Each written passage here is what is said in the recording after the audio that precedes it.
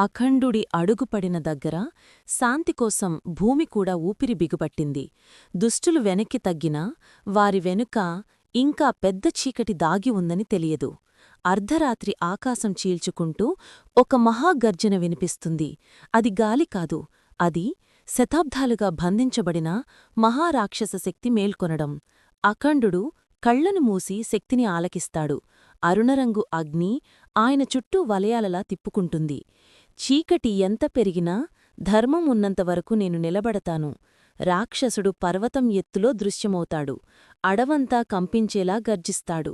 గ్రామాలు భయంతో నిశ్చలమవుతాయి. అఖండుడు త్రిశూలాన్ని ఆకాశం వైపు ఎత్తగానే అగ్నిజ్వాలలు వానలా కురుస్తాయి. శక్తులు ఢీకొంటాయి.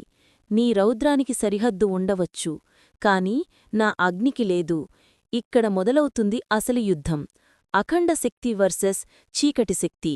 ప్రపంచం తీర్పు కోసం వేచి ఉంది.